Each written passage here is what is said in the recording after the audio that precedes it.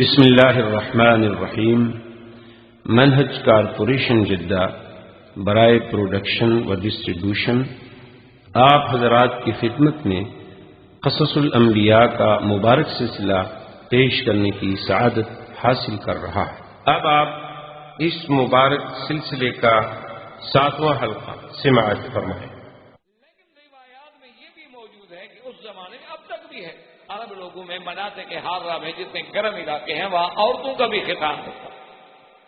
اسی لیے ایک روایت میں آتا ہے کہ ام عطیہ ایک عورت تھی جو ختان کرتی تھی، تو حضور پاک نے اس کو نصیحت کی کہ تم ختان تو کرتی ہو لیکن لا تنحکی، زیادہ نیچے نہ کاٹا کرو، زیادہ گہرا زخم نہ ہو، تھوڑا سا اوپر سے معمولی سا نقشہ ہے نا احدار الزوج، تاکہ وہ خامد کے لیے عورت جو ہے اور زیادہ پسندیدہ ہو جاتی ہے۔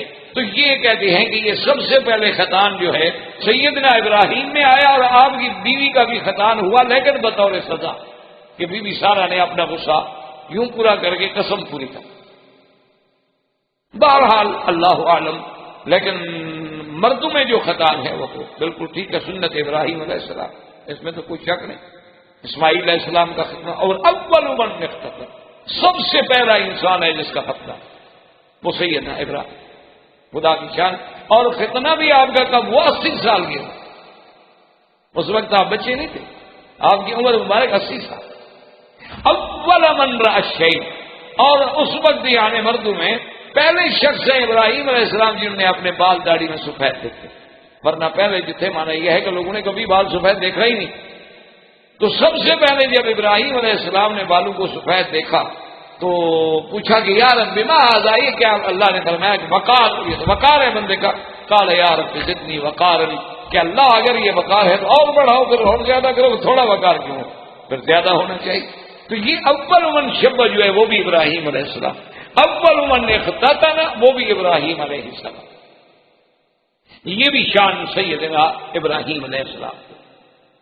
اب آگے دو روایات، اکثر روایات میں تو یہ ذکر ہے کہ جب بی بی سارہ اور بی بی ہاجرہ کا آپس میں تباغت ہو گیا اور سیدنا اسماعیل علیہ السلام کی جب ولادت ہوئی، اور اللہ تبارک و تعالی نے ولادت اسماعیل علیہ السلام پہ بڑی خوشخبریاں ابراہیم علیہ السلام کو ملی کہ یہ تو وہ بیٹا ہے کہ جس کی ذریت میں نبی آئے گا محمد الرسول، اور جو خاتم الانبیاء ہو، اور پھر اس کی ذریت میں 12 عظیما، کہ 12 بڑے سردار گزرے، اور اسی کی تائید میں وہ حدیث مبارک ہے جو سرکار دو عالم سیدنا محمد الرسول اللہ صلی اللہ علیہ وسلم نے فرمایا کہ لا یزال الامر قائما، یہ دین کا حکم ٹھیک رہے گا، اور 12 خلیفہ امام جو ہے 12 خلیفے پیدا ہوں گے، اور کلہم من قریش، وہ سب کے سب ہوں گے قریش سے۔ جب قریش سے ہوں گے تو اولاد اسماعیل ہو گئی۔ اچھا، وہ 12 خلفاء جو ہیں، خلفاء 12، ایک تو ہمارے شیعہ حضرات نے 12 امام بنا رکھے ہیں نا، انہوں نے بھی 12 امام، اور پھر 6 امام، ان کے بھی دنیا نے 2 بڑے فرقے جو ہیں، ایک فرقہ 12 امام مانتا ہے، ایک 6 امام۔ 12 امام جو یہ مانتے ہیں، یہ تو شروع ہی حضرت علی سے کرتے ہیں کہ پہلا امام حضرت علی تھے، اور اس کے بعد آخری منتظر ہیں، سرداب میں غار میں بیٹھے ہیں، محمد بن حسن العسکری کی اولاد ہیں جو امام غائب ہے، اور یہ زمانہ غیبوبت کبریٰ کا ہے۔ تو غیبوبت کبریٰ کے زمانے میں وہ کہتے ہیں کہ یہ جو ہمارے آیات اللہ ہوتے ہیں یہ ان کے نائب ہوتے ہیں، پھر ان کے احکام پہ امت کو چلنا ہوتا ہے، یہ ان کا عقیدہ ہے، لیکن اس میں کوئی حقیقت نہیں، کیونکہ حضرت علی کے بعد حضرت حسن نے سلو کر دی، حضرت حسین کو خلافت ملی ہی۔ اچھا، پھر جن کو وہ 12 امام بناتے ہیں وہ تو کبھی مسجد میں بھی امام نہیں رہے، یعنی اتنا بڑا جھوٹ بولے آدمی۔ بھائی امامت کے لیے آخر کوئی حکومت تو ہو۔ جیسے کہ ابوالکلام نے ایک بڑی عجیب بات لکھی، انہوں نے لکھا ہے کہ خلافت کوئی مسیحیت کا پوپ تو نہیں ہے، یعنی خلافت و امامت کا جو تصور ہے اسلام میں، وہ کوئی مسیحیت کا پوپ نہیں ہے کہ جس کے لیے پیشانوں کا سجدہ کافی ہو، بلکہ خلافت تو تمکن فی الارض کا نام ہے کہ حکومت بھی تو ملے نا کسی جگہ، تبھی تو خلیفہ بنے گا۔ تو ان بیچاروں کو تو کبھی نہیں ملی۔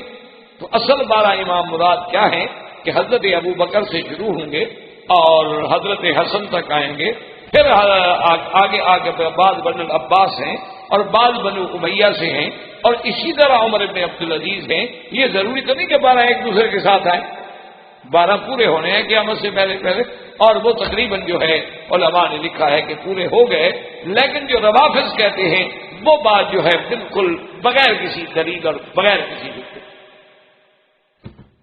اب علماء نے لکھا ہے کہ جب بی بی سارہ کا حضرت اسماعیل علیہ السلام کی ولادت کے بعد فطری بات ہے کہ ابراہیم علیہ السلام کی توجہ جو تھی بی بی ہاجرہ کے ساتھ زیادہ ہو گئی، یا وہ بچے کی ماں بن گئی، اور پھر بچے کا ملنا، بچے کی خبر گیری کرنا، تو وہ بھی تو وقت زیادہ اسی بیوی کو ملے گا، تو اس سے بی بی سارہ کا غصہ اور تیز ہوتا گیا۔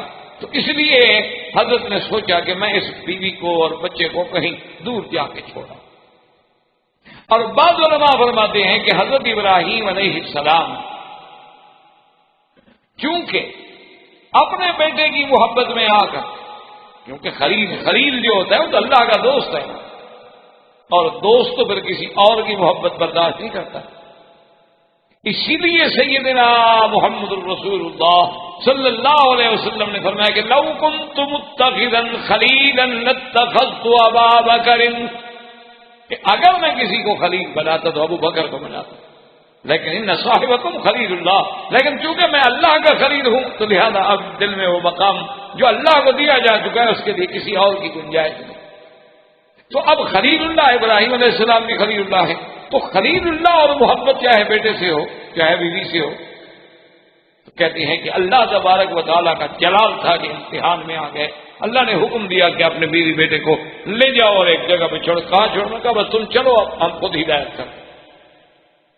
تو صحیح اب ہو سکتا ہے کہ یہ دونوں باتیں تھیں، یعنی بی بی سارہ بھی غصے میں تھی، اور ادھر اللہ تبارک و تعالیٰ کے مقام جو تھا اس کی عظمت کو یہ گوارا نہ ہوا کہ خلیل میرا ہو اور پیار بیٹوں سے کرے، اولاد سے کرے۔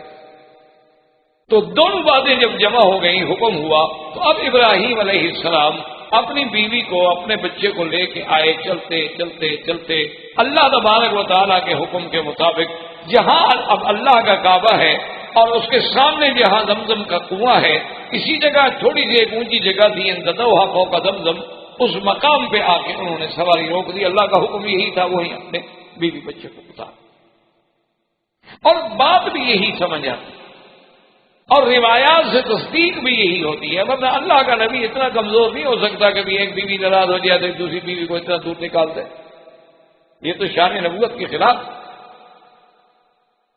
اور دوسری بات یہ ہے کہ یہ تو صحیح روایات میں موجود ہے کہ جب سیدنا ابراہیم الخلیل علیہ السلام نے اپنی بیوی اور بیٹے کو مکہ یہاں سرزمین کعبہ میں چھوڑا تو چلنے لگے تو سلام نہیں، بات نہیں، بتایا نہیں، تو بی بی صاحبہ تو دوڑی پیچھے کہ ابراہیم کیا کر رہے ہیں؟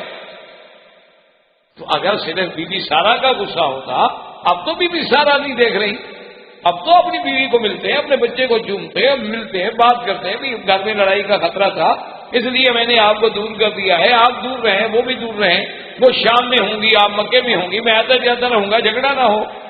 لیکن ابراہیم علیہ السلام تو بولتے بھی نہیں، چپ، کیونکہ اللہ نے حکم نہیں دیا بولنے۔ اسی لیے صحیح روایات کے اندر یہ بات موجود ہے کہ ابراہیم علیہ السلام چلتے گئے اور بیوی پیچھے دوڑتی گئی دوڑتی گئی دوڑتی گئی، حتیٰ کہ جنت المعلا جہاں اب قبرستان ہے، تو اس مقام تک جب پہنچی، ابراہیم علیہ السلام خاموش ہیں، تو بی بی صاحبہ کھڑی ہوئی اور نے کہا کہ اللہ امرک بہذا، ابراہیم یہ تو بتاؤ تمہارا ذاتی غصہ ہے یا اللہ کا حکم ہے؟ تم جو ہمیں چھوڑ کے جا رہے ہو، وادن غیر عزیزہ رہیں گے، ایسی وادی یہاں کچھ نہیں، یہاں پانی نہیں، یہاں زرع نہیں، یہاں جانور نہیں، یہاں کوئی بندہ نہیں بولنے والا، تو یہ کیا ہے؟ آپ کو اللہ نے حکم دیا ہے یا خود ناراض ہیں؟ تو اللہ نے حکم دیا کہ ابراہیم جواب دے دو، تو فرمایا کہ ہاں ان اللہ امرنی بہذا، میرے اللہ کا حکم ہے۔ تو حدیث مبارک میں آتا ہے کہ بی بی صاحبہ فوراً رک گئی، کہ اذن لا یضیعنا، کہ اگر یہ اللہ کا حکم ہے تو پھر اللہ ہمیں ضائع نہیں کریں گے، اللہ ہماری حفاظت کریں گے۔ اور بعض روایات میں یہ بھی آتا ہے کہ بی بی نے کہا حسبنا اللہ ونعم الوکیل، کہا کہ ابراہیم اب کیا ہے، ہمیں اب آپ کا کوئی فکر نہیں۔ بی بی صاحبہ واپس آ گئی، آپ کے پاس کیا ہے، ایک بچہ ہے، وہ بھی رضیع دودھ پینے والا، اور ایک مشکیزہ ہے پانی کی، اور ایک مشکیزہ ہے اس میں کچھ ستو ہے، کچھ کھجوریں ہیں، یہ زیادہ راہ ہے۔ تو تھوڑا تھوڑا کر کے گزارا ہونے لگا، اور کتنے دن تک وہ پانی چل سکتا تھا، آخر وہ پانی جو تھا ختم ہو گیا۔ اب جب پانی ختم ہو گیا، کان اسماعیل یا طلب بتو، روایت میں آنے کے بعد اسماعیل السلام پلٹیاں کھانے لگے پیاس۔ یہ واقعات پڑھ لینا یا کسی سے سن لینا تو کوئی ایسی بات نہیں، ضرورت اس بات میں ہے کہ اس میں تفکر کریں کہ وہ کیا وقت ہوگا کہ اس کعبۃ اللہ میں نہ عمارت ہے نہ کعبہ ہے، اور سب سے بڑی بات یہ ہے کہ میلوں تک کالے کالے پہاڑ ہے، کوئی بندہ نہیں، ایک اکیلی عورت بیٹھی ہو، کیا مقام کیا ہوگا، اس پہ گزری کیا ہو۔ اسی پہ ذرا آپ تصور کریں نا جی، آپ اپنے فلیٹ میں ہوتے ہیں، بچے چلے جائیں نا تو کئی دن تک بندے کو نیند نہیں آتی، اکیلا سو رہا ہے بندہ، دو دفعہ آدمی چیک کرتا ہے کہ دروازے بند ہیں، لاک ہیں، کیا ہیں، اب اکیلا سو رہا ہوں، بھائی انسان ہے، سو گیا، پتہ نہیں کیا ہوگا۔ تو سیدہ ہاجرہ کا مقام عظمت دیکھیں کہ ایک اکیلی عورت ہے، ایک دودھ پینے والا بچہ ہے، اور اللہ پہ کتنا بڑا یقین۔ یہ تو دین کے لیے عورتوں کی قربانیاں تھیں۔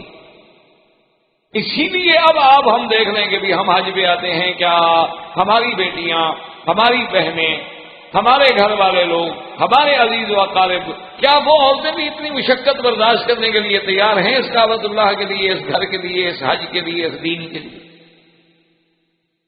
اتنا بڑا امتحان جو اٹھایا جا رہا ہے، کوئی بات تو نہیں ہے آسان سی۔ اب بیٹا تڑپ رہا ہے، پانی کوئی نہیں، آپ بتائیں کہ جناب ایک عورت کہاں جائے، اور پھر اولاد ہے۔ تو سب سے قریب ترین پہاڑ جو تھا وہ جبل صفا، تو بی بی صاحبہ دوڑ کے صفا پہ چڑھی کہ دور کہیں نظر ڈالوں، شاید کوئی اڑتے ہوئے پرندے نظر آ جائیں۔ اچھا، بعض پرندے خاص ہوتے ہیں جو خاص طور پہ پانی کی جگہ پہ اڑتے ہیں، اور وہ عرب لوگ پہچانتے ہیں کیونکہ صحراؤں کے رہنے والے لوگ ہیں کہ شاید کوئی پرندہ نظر آ جائے، یا کوئی قافلہ گزرتا ہوا قدرت سے نظر آ جائے اور ان کے پاس پانی ہو تو میرا بچہ بچ جائے۔ تو اسماعیل علیہ السلام آپ صفا پہ چڑھی، صفا سے پھر آپ مروہ کی طرف چلے۔ اب صفا اور مروہ کے درمیان میں جہاں انہوں نے سبز بتی کا نشان لگا دیا ہے، یہ جگہ تھی نیمی۔ اب باقی جگہ جو تھی وہ اونچی تھی، وہاں سے تو اسماعیل علیہ السلام نظر آتے تھے۔ جب بی بی صاحبہ یہاں وادی میں اتر جاتی نیچے تو اسماعیل علیہ السلام نظر نہیں آتے تھے، تو بی بی تیز سے کہ اب جلدی اونچی جگہ پہ جاؤں، دیکھو تو صحیح، خدا نہ کہتا میں پانی ڈھونڈ رہی ہوں اور کوئی جنگل کا جانور آگے حملہ کرتے بچے پہ۔ اسی طرح مروہ پہ چڑھی، پھر واپس آئیں، کچھ نہیں نظر آ رہا، تو اسی دوڑنے کو میرے اللہ نے ایسا قبول فرما لیا کہ قیامت تک انبیاء، اولیاء، صلحاء، حجاج، ہر آدمی سنت اسماعیل کو زندہ رکھے گا اور صفا اور مروہ کے درمیان دوڑے گا، کہ وہ اللہ کے لیے جو تڑپتے، اور اس دوڑنے پر ثواب تب مرتب ہوتے ہیں، اس کے فضائل تب حاصل ہوتے ہیں کہ جب کیفیت وہ پیدا ہو جائے کہ سامنے بچہ ہو، اس کی ہلاکت یقینی ہو، پانی کہیں سے نظر نہ آئے، آدمی اکیلے وحشت میں ہو اور بے تحاشا دیوانوں کی طرح بھاگ رہا ہو۔ جب یہ کیفیت پیدا کریں پھر دیکھیں کہ صفا مروہ کی برکتیں کیسے حاصل ہوتی ہیں۔ اب تو ٹھیک ہے، ایک سنت ہے، ادا ہو جاتی ہے، آدمی پوری کر لیتا ہے، اب تو اے سی ہے، ایئر کنڈیشن ہے، راحت ہے، آرام ہے، اس کے بعد بھی آدمی کہتا ہے جی بہت رش ہے، اس دفعہ تو بہت تکلیف ہوئی، چلو جی اوپر دوڑ لیں گے، اس سے اور اوپر دوڑ لیں گے۔ لیکن وہ کیفیت جب تک پیدا نہ ہو، فضائے بدر پیدا کر، وہ کیفیت پیدا کرو تو رحمت آئے نا۔ تو اس لیے بی بی صاحبہ دوڑی، اور اسی دوڑ میں تھی کہ آواز آئی۔ جب آواز آئی تو بی بی صاحبہ رک گئی۔ بی بی صاحبہ کے رکنے پر بی بی صاحبہ کھڑی ہو گئی، نے کہا کون ہو؟ اگر تمہارے پاس کچھ ہے تو باتیں کرو، سامنے آؤ۔ تو پھر آواز آئی کہ بی بی صاحبہ آپ نہ گھبرائیں، آپ اپنے بچے کے پاس تو آئیں۔ تو جب بچے کے پاس آئیں تو کیا دیکھتے ہیں کہ حضرت اسماعیل کے پاؤں ہل رہے ہیں۔ اللہ نے حکم دیا کہ جبرائیل جس جگہ میرے نبی اسماعیل علیہ السلام کے پاؤں ہل، اسی جگہ پر مارو، نہیں تو چشمہ نکلے۔ تو اس لیے روایات میں یہ آتا ہے کہ یہ ماء زمزم جو ہے اس میں اللہ نے بڑی عظیم رحمتیں جمع کی ہیں کہ ایک تو جبریل علیہ السلام کا پر لگا اور ایک اللہ کے نبی کے پاؤں لگے، اور پھر تیسری بڑی نعمت یہ ہے کہ ایک دفعہ حضور پاک نے خود ڈول منگوا کے پیا اور اپنا لعاب دہن ڈالا اور پھر زمزم میں ڈال دیا، تو وہ برکتیں بھی شامل ہو گئیں زمزم میں۔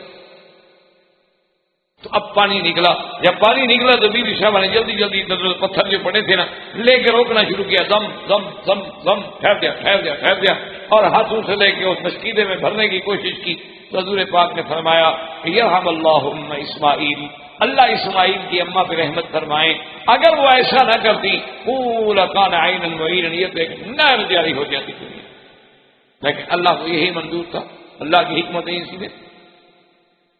تو اسی اثنا میں جب پانی کا انتظام ہو گیا، اس وقت کعبۃ اللہ کی کوئی عمارت نہیں، کعبۃ اللہ جو ہے وہ ایک ٹیلے کی شکل میں تھا، ایک اونچا ٹیلا بن گیا تھا، اور باہر سے جب برسات کے پانی گرتے تھے کوئی ادھر سے چلا گیا پانی، کوئی ادھر سے چلا گیا، درمیان میں ٹیلے کی کیفیت میں تھا، کوئی عمارت نہیں۔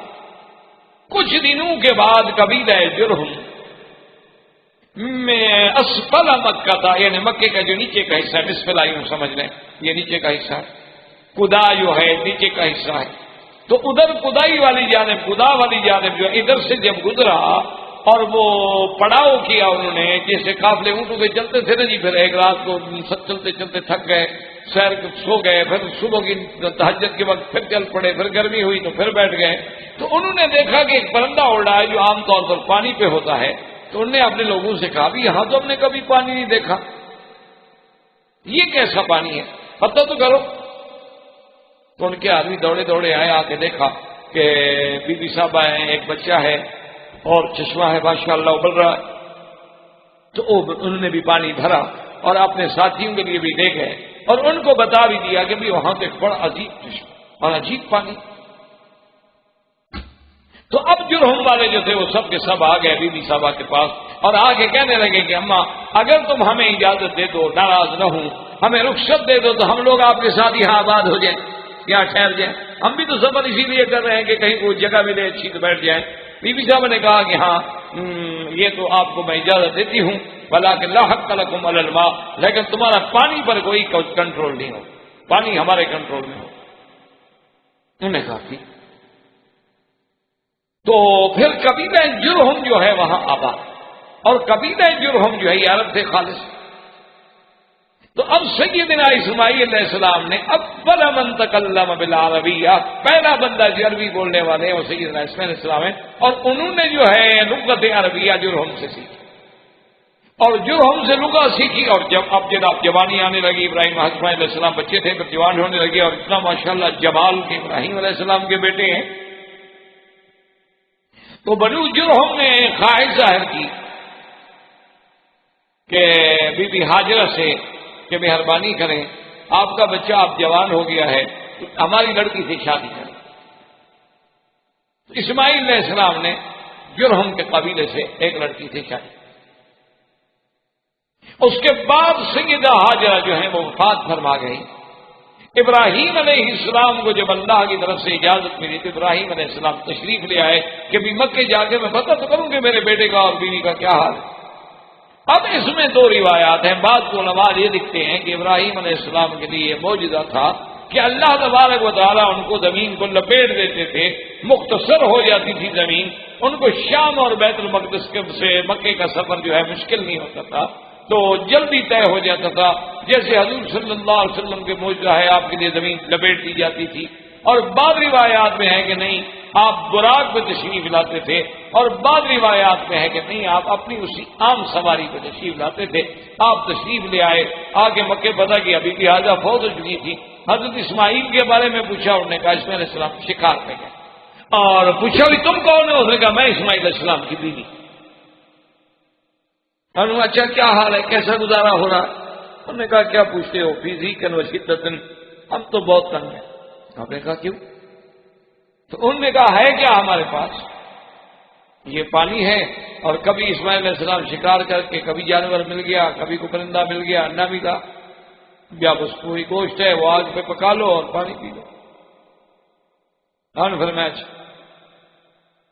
تو فرمایا کہ اچھا میں تو جاتا ہوں، لیکن جب تمہارا خامد حضرت اسماعیل علیہ السلام آ جائیں، فقر السلام، انہیں سلام کہنا کہ ایک بندہ آیا تھا، ایسے بوڑھا بزرگ تھا، سلام کہہ رہے تھے آپ کو، اور یہ بھی کہہ رہے تھے کہ غیر اتب ضبابک، اپنے دروازے کی چوکٹ جو ہے بدل ڈال۔ حضرت علیہ السلام چلے گئے۔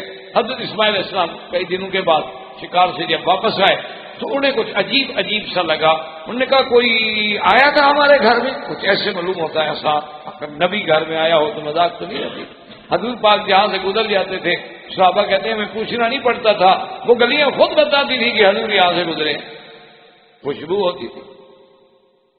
اللہ کے نبی کہیں سے گزر جائیں، انبیاء علیہ السلام کہیں سے گزر جائیں، پیغمبر اللہ کا پیغمبر جب گزر جائے، اللہ کے نبی سیدنا سرکار دو عالم سیدنا محمد الرسول اللہ صلی اللہ علیہ وسلم کے پسینے میں بھی اللہ نے اتنی خوشبو رکھی تھی کہ عطر بھی مقابلہ نہیں کر سکتا۔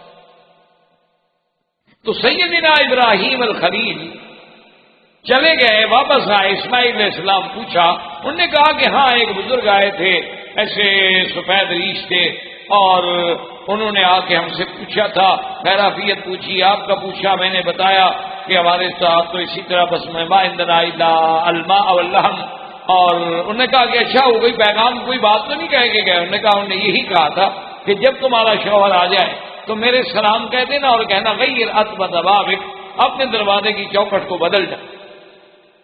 کہا اچھا۔ انہوں نے کہا دیکھو بات سنو، وہ جو آئے تھے نا وہ میرے والد تھے ابراہیم الخلیل، اور جو پیغام انہوں نے دیا ہے مانا یہ تھا کہ ایسی بیوی کو چھوڑ دو، لہذا الحقی باہلک، میں نے تمہیں طلاق دی ہے، جاؤ اپنے ختم۔ نبی کے گھر میں ایسی عورت ہو کہ وہ اللہ کا شکوہ کرے، اللہ کا شکر ادا نہ کرے کہ ہم تکلیف میں، اللہ تکلیف دے تو الحمدللہ اور راحت دے تو الحمدللہ۔ اب حضرت اسماعیل علیہ السلام نے اور کیا، پھر کئی دنوں کے بعد سیدنا ابراہیم الخلیل علیہ السلام دوبارہ، اچھا خدا کی قدرت یہ ہے کہ پھر بھی نہیں ملے ابراہیم اسماعیل علیہ السلام۔ آپ نے ان کی بیوی سے پوچھا کہ بھئی کیسے گزر رہی ہے؟ انہوں نے کہا جی الحمدللہ بڑے مزے میں۔ پہلے کا حال تو سن چکی تھی نا بیچاری کہ پہلی بیوی کے ساتھ کیا ہوا، یا ویسے بھی صابر شاکر ہوگی اللہ عالم۔ انہوں نے کہا ہم تو بڑے مزے میں ہیں جی، ماشاءاللہ تازے گوشت ملتے ہیں، زمزم کا پانی ہمیں ملتا ہے، اور کیا چاہیے؟ تو آپ نے کہا کہ اچھا جب اسماعیل آئیں میرے سلام کہنا اور کہنا ثبت اتب ضبابک، اس دروازے کی چوکٹ کو سالم رکھو، اور تھوڑا دور آ کے آپ نے دعا مانگی کہ اللہم بارک لہم فی مائہم کہ یا اللہ ان کو پانی میں اور گوشت میں برکت عطا فرما۔ حضور صلی اللہ علیہ وسلم نے فرمایا کہ لو کان الحب، اگر اس وقت بھی یہ گندم یا روٹی کا مسئلہ بھی ہوتا تو ابراہیم کی دعا لگ جاتی، لیکن اس وقت تھا ہی گوشت اور پانی، تو ابراہیم علیہ السلام نے صرف گوشت اور پانی کے لیے دعا کی۔ اس لیے علماء نے لکھا ہے کہ دنیا کے کسی ملک میں کسی بندے کو گوشت اور پانی اتنا موافق نہیں آ سکتا جتنا مکے میں آ، یعنی آپ کسی اور ملک میں چلے جائیں، آپ 2 مہینے رات دن گوشت کھائیں تو انشاءاللہ آپ پھر دیکھیں کیا ہوگا، یہاں 10 سال کھاتے رہیں کچھ نہیں ہوگا۔ ابراہیم علیہ السلام کی دعا ہے۔ اب سیدنا ابراہیم علیہ السلام پھر چلے گئے، پھر تیسری دفعہ جب ابراہیم علیہ السلام آئے، ان اسماعیل یبری نبلا، آپ بیٹھے ہوئے تیر بنا رہے تھے۔ اب حضرت ابراہیم علیہ السلام نے دیکھا تو پھر آپ کو پتا ہے کہ والد اور ولد میں، اور والد بھی خلیل اللہ ہو اور بیٹا بھی اسماعیل ہو تو کس محبت سے وہ ملے ہوں گے، اور وہ جو وقت نکاح ہوگا وہ کیا حال ہوگا۔ بڑی ملاقات کے بعد، خوش ہونے کے بعد ابراہیم علیہ السلام نے فرمایا کہ بیٹا اللہ کی حکمتیں ہیں، یہ سب اللہ کا حکم ہے، اور اب اللہ نے ہمیں حکم دیا ہے کہ اس جگہ خدا کا گھر بنا۔ حضرت اسماعیل السلام نے کہا ابا جان بالکل، جو چاہیں جو حکم ہو ہم تعمیل کرنے کے لیے تیار۔ تو بنا کعبہ جو ہے سیدنا ابراہیم الخلیل علیہ السلام نے، اب بعض کتابوں میں آتا ہے کہ انہوں نے اللہ سے سوال کیا کہ اللہ میاں مجھے تو نہیں پتا نا کہ کعبہ شریف کتنا طول ہے، کتنا عرض ہے، کتنا چوڑا ہے، کتنا، تو میں کہاں بناؤں؟ یہ تو ٹھیک ہے کہ وہ جگہ موجود ہے، ٹیلا موجود ہے، کیونکہ وہ تو ابراہیم علیہ السلام سے پہلے موجود ہے۔ حضرت آدم علیہ السلام نے سب سے پہلے یہاں جو ہے خیمہ مارا، خیمہ گاڑا کعبۃ اللہ کی جگہ پر، پھر ایسا ایسا یہاں ایسے گول قبہ بنا، پھر عمارت بنی لیکن چھت نہیں ہوتی تھی. کئی ادوار گزرے اللہ کے کعبے پر. تو کعبۃ اللہ والی عظمت جو ہے اللہ کے گھر کی وہ تو موجود تھی. اس لیے ابراہیم علیہ السلام جب بچوں کو بٹھا رہے ہیں اس وقت بھی یہی کہا تھا نا کہ انی اسکنت من ذریتی بواد غیر ذی زرع عند بیتک المحرم. تیرے حرمت والے گھر کے پاس، گھر تو تھا لیکن عمارت نہیں تھی. تو بعض کتب میں یہی آتا ہے کہ اللہ نے فرمایا کہ ابراہیم ہم بادلوں کا سایہ کر دیتے ہیں، جہاں جہاں سایہ ہے نشان لگا لو یہی میرا کعبہ. اور اس کے بعد اب حضرت ابراہیم علیہ السلام نے اور اسماعیل علیہ السلام نے مل کے بنا کعبہ شروع کی، جس کو قرآن نے ذکر کیا ہے کہ وَإِذْ يَرْفَعُ إِبْرَاهِيمُ الْقَوَاعِدَ وَإِذْ يَرْفَعُ إِبْرَاهِيمُ الْقَوَاعِدَ مِنَ الْبَيْتِ وَإِسْمَاعِيلُ رَبَّنَا تَقَبَّلْ مِنَّا إِنَّكَ أَنْتَ السَّمِيعُ الْعَلِيمُ. اب باپ بیٹا جو ہیں اللہ کے گھر بنا رہے ہیں اور اللہ سے دعائیں بھی کر رہے ہیں، اور سیدنا ابراہیم معمار بنے ہوئے ہیں اور سیدنا اسماعیل جو ہے وہ مزدور بنے ہوئے ہیں. اس گھر کے شرف کا اندازہ لگائیں کہ جس کی تعمیر میں اللہ کا نبی معمار ہو اور اللہ کا نبی ہی مزدور ہو. اب جب ابراہیم علیہ السلام نے بنا بنانی شروع کی، ذرا تصور کریں کہ اس وقت یہ پتھروں کا لانا، اسی جگہ پر پھر پتھروں کا لگانا، اور کوئی آدمی نہیں، ایک ابراہیم ہے اور ایک اسماعیل ہے. یہ تو پیغمبروں کا معجزہ تھا کہ وہ اٹھا کے لے آتے تھے، ورنہ کون پتھر اٹھا سکتا. اب جب دیوار اونچی ہو گئی، اتنی اونچی ہو گئی کہ وہاں تک ہاتھ پہنچنا مشکل ہو گیا، وہاں تک آدمی کی رسائی مشکل ہو گئی، تو اب ابراہیم علیہ السلام پریشان ہوئے اور اللہ تبارک و تعالیٰ کا حکم ہوا. آپ نے فرمایا اسماعیل علیہ السلام سے کو پتھر ایسا تلاش کر لیتے ہیں کہ کچھ تو اونچا ہو جس میں ہم کھڑے ہو جائیں. لیکن اللہ کو یہی منظور تھا کہ یہی پتھر اسماعیل علیہ السلام اسی پتھر کو اٹھا کے لے آئے جو آج بھی مقام ابراہیم کہنا. اور سیدنا ابراہیم علیہ السلام جب اس پتھر پہ کھڑے ہوئے، اب اللہ تبارک و تعالیٰ کے گھر کی تعمیر کرنی شروع کی، تو آپ کے پاؤں مبارک میں چونکہ جوتا نہیں تھا، تو یہ بھی معجزہ تھا پیغمبر کا کہ آپ کے پاؤں جو تھے پتھر میں گھم گئے، تاکہ وہ نشان، وہ علامت، وہ یادگار جو ہے قیامت تک قائم رہے، تاکہ امتیاز کیا جا سکے کہ وہ حجر ابراہیم کون سا ہے، دیگر احجار سے اس کو علیحدہ کیا جا سکے. تو اس سے بنا کعبہ سیدنا ابراہیم اور سیدنا اسماعیل علیہ السلام نے شروع فرمائی کہ اللہ کا گھر بنایا جائے، جس کا ذکر اللہ تبارک و تعالی نے سورۃ البقرہ میں اور دیگر سورتوں میں بھی فرمایا ہے. تو اللہ تبارک و تعالی آپ کو بھی اور ہمیں بھی صحیح معنوں میں اس گھر میں اور حرمین الشریفین اور اس بلد الامین کے ادب کی توفیق عطا فرمائیں. وصلی اللہ تعالی علی خیر خلقہ سیدنا محمد وعلی آلہ وصحبہ اجمعین. برادران اسلام، واجب الاحترام بزرگوں، دوستوں، بھائیوں، عزیز نوجوانوں، الحمدللہ قصص الانبیاء کے اس سلسلہ دروس میں ہم نے سیدنا ابراہیم الخلیل علیہ السلام کے بارے میں کچھ باتیں پڑھی تھی اور کچھ باتیں اس میں سیدنا ابراہیم علیہ السلام اولو العزم من الانبیاء، یعنی اللہ نے جن انبیاء کو اولو العزم ہونے کا شان بخشا ہے ان میں سیدنا ابراہیم الخلیل ہے. اور اسی طرح سیدنا ابراہیم علیہ السلام جو ہیں یہ ابو الانبیاء بھی، آپ کی ذریت سے اللہ نے نبوت کا ایک عظیم سلسلہ جاری کیا. اور سیدنا ابراہیم علیہ السلام وہ پیغمبر ہیں کہ جن کو اللہ نے اپنے خلیل ہونے کا اعزاز کیا. ابراہیم علیہ السلام جو ہیں وہ خلیل اللہ. تو اس لیے جب اتنی شان ان کی بڑی ہے تو اللہ نے قرآن میں بھی بڑے مقامات پہ 35 مقامات پر سیدنا ابراہیم علیہ السلام اس مبارک کو ذکر فرمایا.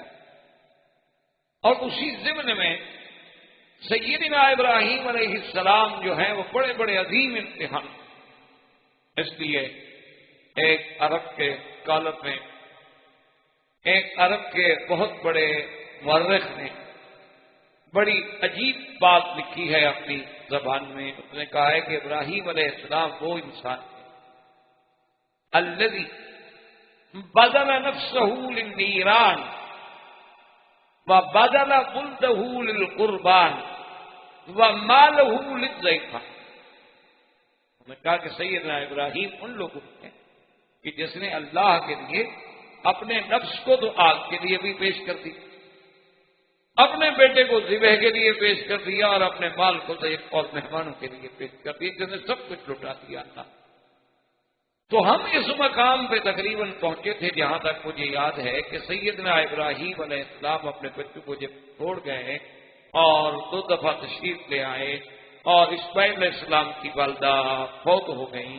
اب اسماعیل علیہ السلام جوانی کی طرف بڑھے تو اللہ کے حکم سے ابراہیم علیہ السلام جب دوبارہ تشریف لے آئے تو انہیں بنا کعبہ کا اللہ کے گھر بنا کعبہ. اب اس وقت مکہ کچھ آباد ہو چکا تھا، قبیلہ جرہم وہاں مستقل رہائش پذیر ہو چکا.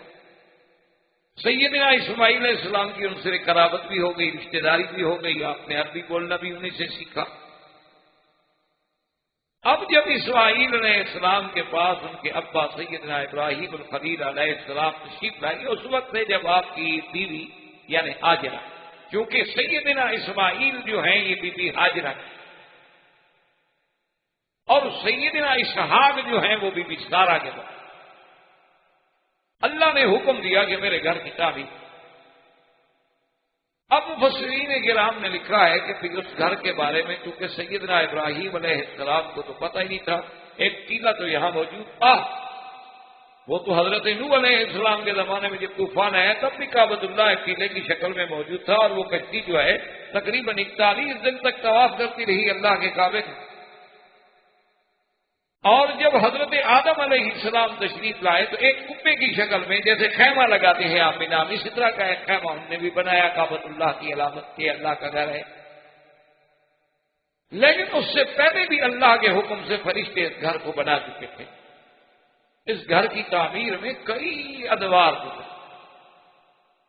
اللہ کے حکم سے فرشتوں نے بنایا، پھر آدم علیہ السلام نے بنایا، پھر ادریس علیہ السلام کے زمانے میں کعبۃ اللہ کو بنایا گیا، اور پھر یہ ختم ہو گیا طوفان نوح میں. پھر ایک قلعہ تھا سیدنا ابراہیم علیہ السلام کے زمانے میں تعمیر ہوا. سیدنا ابراہیم علیہ السلام کی تعمیر کے بعد پھر زمانہ قریش میں جبکہ سرکار دو عالم صلی اللہ علیہ وسلم کی عمر 25 سال تھی، اس وقت بھی کعبۃ اللہ تعمیر ہوا. پھر حضور صلی اللہ علیہ وسلم کے بعد عبداللہ ابن الزبیر جب مکے پہ حاکم بنے تو انہوں نے حضور کی تمنا کے مطابق پھر کعبۃ اللہ کی تعمیر کی. عبداللہ ابن الزبیر کی شہادت کے بعد پھر حجاج بن یوسف نے دوبارہ اس تعمیر کو قریش کی تعمیر پہ بدل دیا. باقی جہاں تک مرمت کا تعلق ہے وہ تو ہر دور میں ہوتی رہی، جیسے اب بھی ماشاءاللہ اس حکومت کے رشیدہ کے دور میں بھی بڑی زبردست کی اندر سے اور باہر سے اور حتیب سے اور دروازہ مبارک اور چھت مبارک یعنی بے انتہا کام ہوا. تو اللہ نے جب حکم دیا تو سیدنا ابراہیم علیہ السلام نے اس وقت کعبۃ اللہ بنایا. اور آپ تصور کریں کہ اس وقت کعبۃ اللہ کا معمار، معلم، مستری، انجینئر جو بھی سمجھ رہے وہ صرف سیدنا ابراہیم ہیں، اور مزدور کون ہے؟ اسماعیل. یعنی اس گھر کی عظمت کا اندازہ لگائیں کہ جہاں اللہ کے پیغمبر، اللہ کے نبی جو تھے وہ معلم بھی تھے، مزدور بھی. اب مسئلہ یہ تھا کہ ابراہیم علیہ السلام کو کعبۃ اللہ کے طول عرض کا عمق کا پتہ نہیں تھا کہ بھی کتنا طول ہو، کتنا عرض ہو، کہاں تک کعبۃ اللہ کی حد ہے. وہ تو ایک ٹیلا تھا، سیل آتی تھی اور مٹی کٹھی ہوتی گئی ایک ٹیلا بن گیا. اب اس کے بارے میں تاریخ میں 2 باتیں آتی ہیں، کسی حدیث مبارک میں تو ذکر نہیں، اور نہ ہی اللہ تبارک و تعالیٰ نے قرآن مقدس میں اس کا ذکر کیا ہے. مقصود ہی نہیں، مقصد تو صرف یہ تھا کہ ابراہیم علیہ السلام نے کعبہ بنایا بس. اب اللہ کا قرآن ان تفاصیل میں تو نہیں جاتا نا کہ وہ کعبۃ اللہ جو بنا تو اس کا طول کیا تھا، اس کا عرض کیا تھا، اس کی اونچائی کیا تھی، اس کے دروازے کتنے تھے، اس میں کن کن پہاڑوں کا پتھر لگایا گیا، پتھر کتنے لمبے تھے، چوڑے تھے. کوئی اس میں اس بات کی ضرورت ہی نہیں، تو اس لیے قرآن ان چیزوں کو ذکر ہی. قرآن صرف ایک اشارہ دیتا ہے کہ ہم نے حکم دیا اور ابراہیم و اسماعیل نے ہمارا گھر بنایا، بس۔ البتہ تاریخ جو ہے اور اسرائیلیات جو ہیں، کتب سابقہ جو ہیں، ان میں یہ بات ملتی ہے، اور اس میں دو چیزوں کا ذکر ہے کہ جب سیدنا ابراہیم نے دعا مانگی کہ یا اللہ آپ نے حکم دیا میرا گھر بناؤ، کیسے بنا؟ مجھے تو پتہ نہیں آپ کا گھر چولہا کیا۔ تو کہتے ہیں کہ خدا کی قدرت سے وہاں ایک اژدہا یعنی بڑا سانپ کعبۃ اللہ کے اس وسط میں اس ٹیلے پہ ظاہر ہوا، اور اس نے جا کے پورا خط کھینچ دیا۔ آپ دیکھیں نا، جب سانپ چلے تو نیچے نشان تو بن جاتا ہے، پورا اس نے جا کے ایک دائرہ کھینچ دیا، تو اشارہ ہو گیا کہ یہی جگہ ہے، کسی پہ تعمیر کریں۔ اور دوسری روایت میں یہ آتا ہے کہ اللہ تبارک و تعالیٰ نے بادلوں کو حکم دیا، سحاب کو حکم دیا کہ اتنی جگہ پہ سایہ، اور ابراہیم علیہ السلام کو حکم دیا گیا کہ جہاں جہاں سایہ ہے وہاں نشان لگا دو، بس یہ میرا گھر ہے۔ اور یہ بات اقرب بھی ہے، اس لیے کہ سرکار دو عالم صلی اللہ علیہ وسلم سیدنا محمد الرسول اللہ صلی اللہ علیہ وسلم کی صفات میں، آپ کی شان مبارک میں جہاں اور باتوں کا ذکر ہے، وہاں یہ بات بھی ملتی ہے کہ آپ پر بادل سایہ کرتے تھے۔ جیسے آپ شام کے سفر میں جا رہے ہیں تو اس راہب نے جب پہچانا اور ابی طالب سے کہا کہ دیکھو، حالانکہ حضور صلی اللہ علیہ وسلم کا اس وقت بچپنا ہے، شباب ہے، ابھی آپ کو نبوت بھی نہیں ملی، اس نے کہا تم دیکھ نہیں رہے ہو کہ آپ جہاں چل رہے ہیں وہاں سایہ ہے؟ اور حضور صلی اللہ علیہ وسلم جب ایک درخت کے نیچے آ کے بیٹھے تو آپ سے پہلے چونکہ ساتھی بیٹھ چکے تھے اور سائے والی جگہ سب دوستوں نے قبضہ کر لی تھی، تو حضور اس جانب بیٹھ گئے جہاں دھوپ تھی، کسی ساتھی کو تکلیف نہیں دی کہ بھئی تم اٹھ جاؤ یا میرے لیے جگہ بناؤ۔ تو جب حضور بیٹھے تو سایہ حضور کی طرف ڈھل گیا، اب وہ دھوپ میں بیٹھے ہیں اور حضور صلی اللہ علیہ وسلم سائے میں بیٹھے۔ انہی چیزوں سے ہمارے ملکوں میں، انڈو پاک میں، بنگلہ دیش میں اور بھی دیگر مسلمان ملکوں میں ایک بڑی عجیب سی بات چل نکلی ہے کہ اللہ کے نبی کا سایہ نہیں تھا۔ یہ ایک بڑی مشہور بات ہے، وہ دراصل یہی دھوکہ ہے لوگوں، اور اس سے وہ نعوذ باللہ پھر محبت میں بڑھتے بڑھتے شرک میں چلے جاتے ہیں کہ جب سایہ نہیں تھا مانا یہ ہے کہ وہ بشر نہیں تھے، انسان کا تو سایہ ہوتا ہے، تو اللہ کے نبی کا جب سایہ نے مانا ہے کہ خدا تھا، وہ اسی سے پھر شرک میں بڑھتے۔ حالانکہ بعض کتابوں میں جو ذکر آتا ہے نا کہ حضور صلی اللہ علیہ وسلم کا سایہ نہیں تھا، مانا یہ ہے کہ آپ جب پیدا ہوئے تو والد پہلے فوت ہو گئے، والد کا بھی سایہ نہیں تھا۔ آپ کے پیدا ہونے کے بعد ابھی بچپنا تھا، 7 سال کی عمر تھی کہ والدہ فوت ہو گئی، والدہ کا بھی سایہ نہیں تھا۔ حضور صلی اللہ علیہ وسلم کی ابتدائی تربیت جو ہے اور خدمت کے لیے عبد المطلب آئے، وہ بھی فوت ہو گئے۔ ابھی طالب کا دور آیا تو غربت کا دور ہے، اور حضور صلی اللہ علیہ وسلم کے لیے بادلوں کا بھی سایہ کر دیا گیا۔ اس لیے بعض علماء اس محبت میں لکھتے ہیں کہ اللہ نے اپنے نبی کو کسی بندے کے سائے میں نہیں رکھا، اللہ نے انہیں تو اپنے سائے میں رکھا، اپنی تربیت میں رکھا کہ اگر بچہ اچھا ہو تو بات کہتے ہیں جی والدین کا کمال ہے، بچہ اچھے امتحان میں نمبر پاس کر رہے تو کہتے ہیں جی ماشاءاللہ استاد بڑے قابل۔ اللہ نے فرمایا ہم اپنے نبی کے ذمے یہ ایسی کوئی بات رہنے بھی نہیں دیتے تاکہ ان کی تربیت کا براہ راست میری ذات کے ساتھ تعلق ہو کہ علم یزد کا یتیمن فآ، ہم نے آپ کو حفاظت کی، ہم نے تربیت کی، تاکہ جو بھی اعزاز ملے وہ میرے نبی کو ملے، وہ کسی باپ کی طرف، دادے کی طرف، چاچے کی طرف، استاد کی طرف، معلم کی طرف منتقل ہی نہ ہو سکے، بلکہ النبی الامی کسی کے پاس نہیں پڑھے اور ساری دنیا کو پڑھا دیا۔ اس لیے ہمیشہ یاد رکھیں کہ بعض علماء نے یہ لکھا ہے کہ وہاں صحاب کا سایہ تھا، وہیں سیدنا ابراہیم علیہ السلام نشان لگا لی، اس کے بعد تعبیر کی۔ اب جب پتھر لگاتے رہے،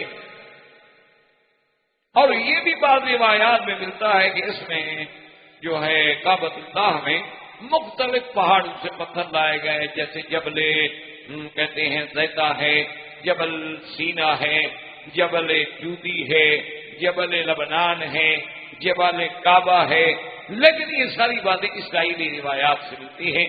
ہمیں یہ بات کسی یعنی صحیح روایت سے نہیں ملتی کہ اتنی دور سے پتھر لانے کی کیا ضرورت تھی، جبکہ مکہ شریف کے ارد گرد تو اپنے ذاتی پہاڑ موجود ہے.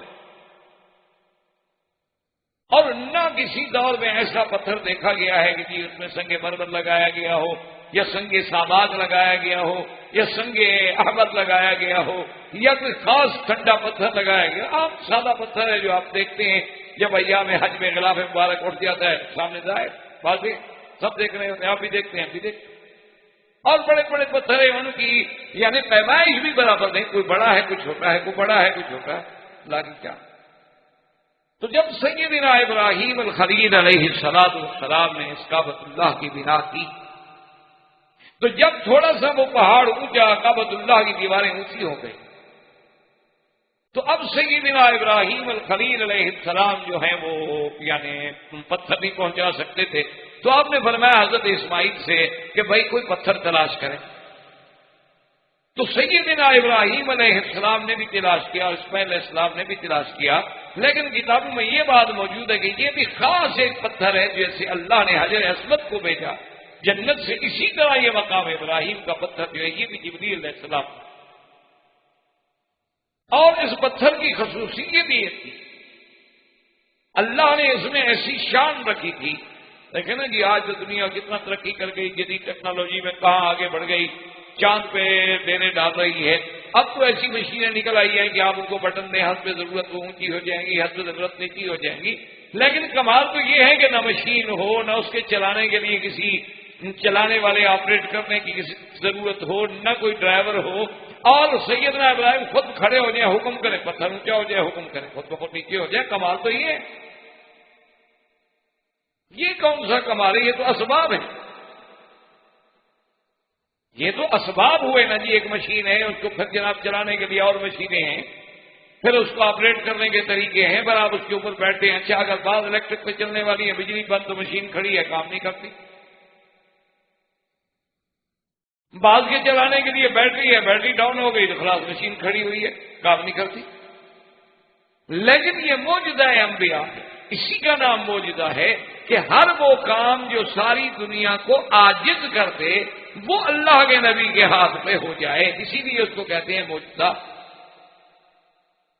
تو سیدنا ابراہیم علیہ السلام کھڑے ہوتے اونچا ہو جاتا، ضرورت ہوتی نیچے ہو جائے. اور دوسری نشانی یہ ہے کہ حضور صلی اللہ علیہ وسلم کی یہ صحیح حدیثوں میں موجود ہے کہ اس پتھر میں اللہ نے ایک ایسی خاص لچک رکھی تھی کہ سیدنا ابراہیم خلیل علیہ السلام کے پاؤں جو تھے وہ اس میں کھپ گئے اور ان کے نشان ہے. ورنہ پتھر میں پاؤں تھوڑا دلتا، یعنی اگر زمین سخت ہو تو اس میں بھی پاؤں داخل نہیں ہوتا. یعنی مٹی بھی اگر سخت ہو، ہاں کسی جگہ دلدلی زمین ہو، ریتیلی زمین ہو، نرم زمین ہو سکتا ہے کہ آپ کا پاؤں اس میں چلا جائے، لیکن سخت زمین میں پاؤں نہیں جاتا. چیز جائے کہ آپ پتھر پہ پاؤں رکھے اور پاؤں چلا جائے.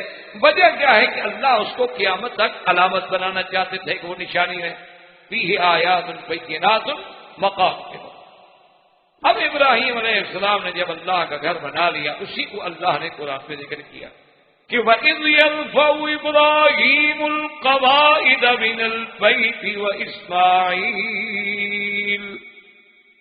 رَبَّنَا تَقَبَّلْ مِنَّا إِنَّكَ أَنْتَ السَّمِيعُ الْعَلِيمُ. جب ابراہیم علیہ السلام اسماعیل مل کے اس قواعد اس کی بنیادیں اٹھا رہے تھے اور ساتھ دعا کر رہے تھے کہ ربنا تقبل منا، کہ اے پروردگار ہماری اس محنت کو قبول فرما. یہاں سے علماء نے مسئلہ لکھا کہ دیکھو کام کرنے والے اللہ کے نبی ہیں، ایک خلیل اللہ ہے، ایک نبی ہے، اور کام بھی اللہ کا کر رہے ہیں. اللہ نے کہا کہ گھر بناؤ، اللہ کا گھر بنا رہے ہیں. اس کے باوجود بھی کہتے ہیں کہ ربنا تقبل منا، اے رب ہمارے قبول فرما. اس لیے علماء نے لکھا ہے کہ کوئی عمل کرو، نماز پڑھو، روزہ رکھو، حج کرو، زکات دو، دعا کرو کہ اللہ قبول فرمائے.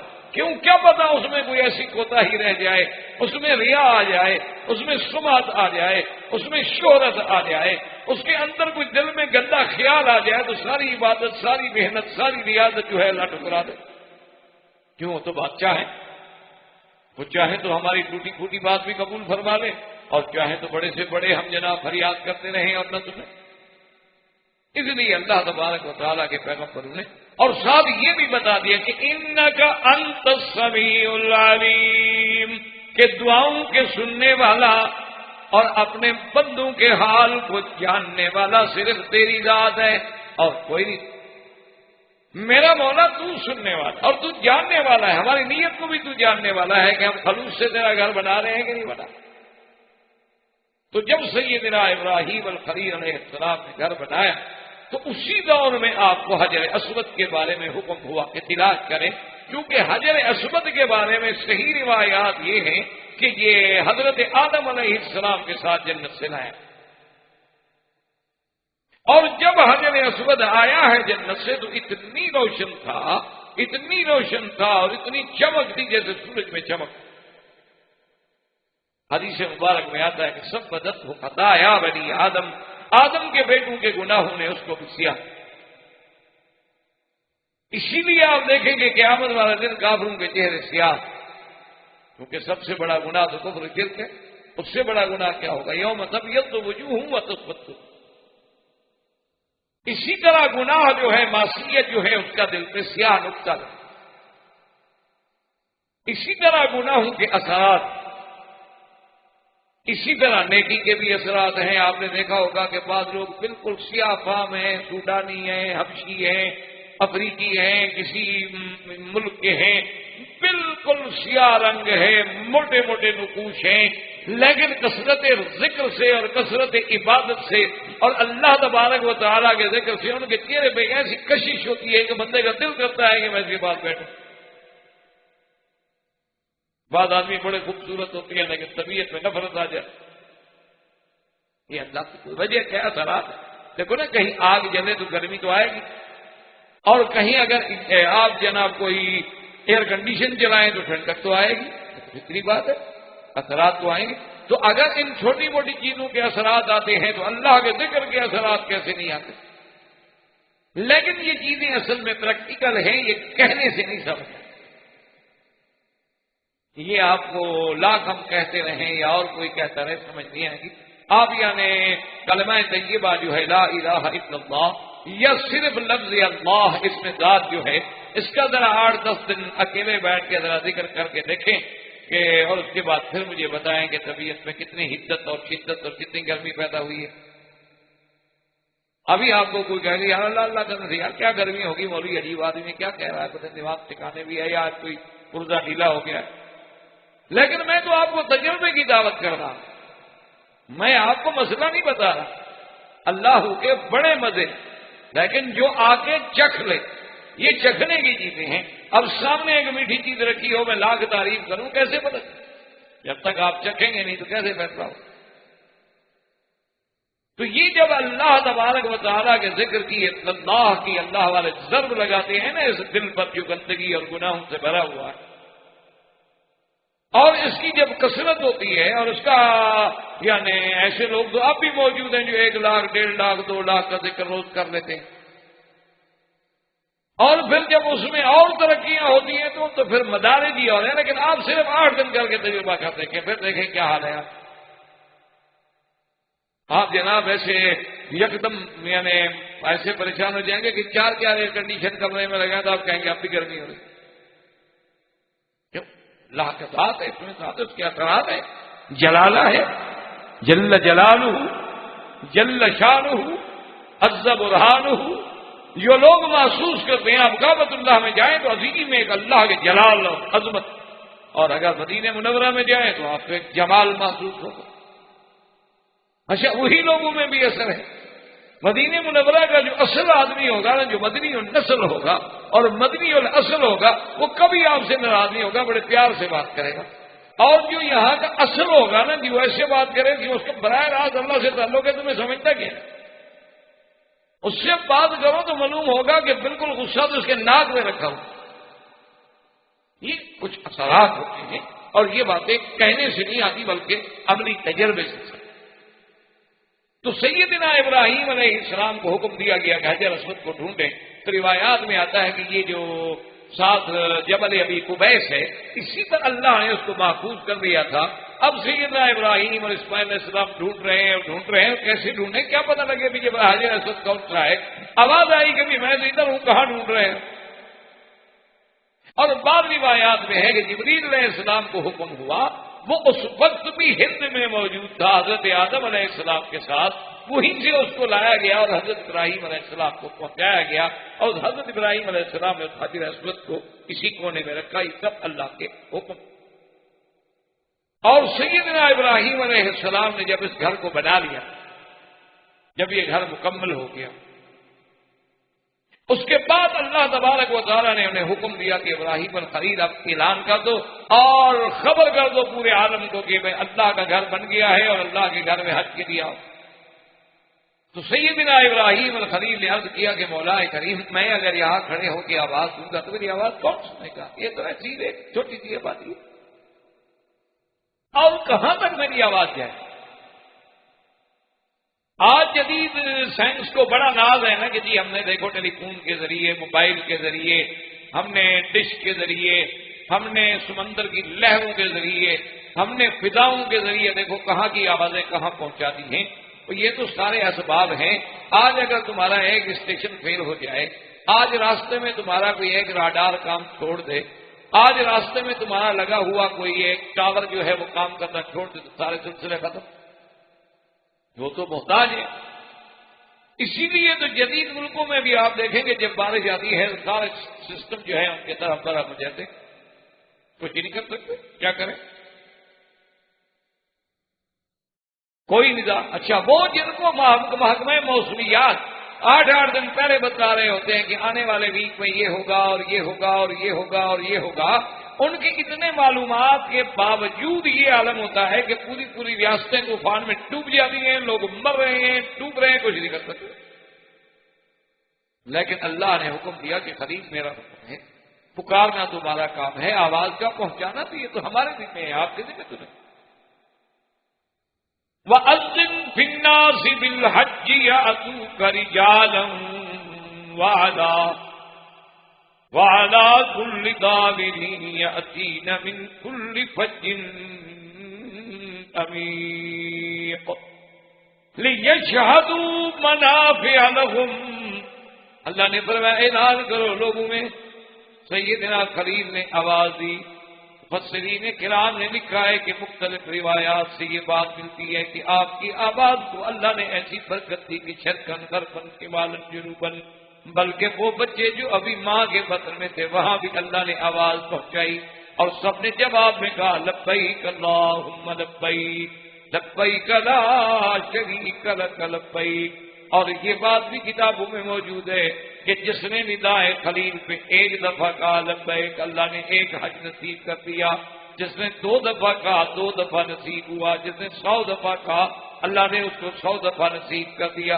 آپ دیکھیں تصور میں نہیں ہوتا آدمی کے اللہ یہاں بھیج دیتے حج کر رہا ہے مزے سے، تصور میں بھی نہیں ہوتا بندے کے یعنی کہ میں کبھی حج کر سکوں گا، لیکن اللہ بلا کے مکے بٹھا جب آؤ جی بیٹا مزے۔ بڑے سے بڑے آدمی اس اطمینان سے، اس آرام سے حج نہیں کر سکتے جیسے مکے میں رہنے والا کر لے۔ اپنی گاڑی ہے، رات کو نکلا، صبح نکلا، کسی وقت چلا گیا، کہیں جا کے کھڑا ہو گیا، کہیں بیٹھ گیا، کھانا سامان سارا گاڑی میں پڑا ہوا ہے، کھا رہا ہے، پی رہا ہے، کپڑا لٹکایا، بیٹھ گیا، سایہ بنایا بیٹھا ہوا مزے۔